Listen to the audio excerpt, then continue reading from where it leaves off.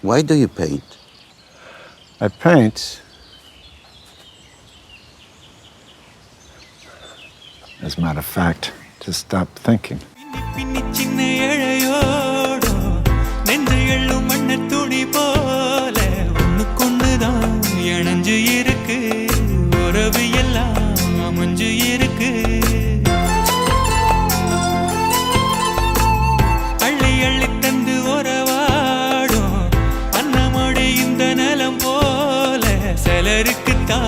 மனசு இருக்கு உலகமதில் நிலச்சு இருக்கு நேத்து தனிமையில்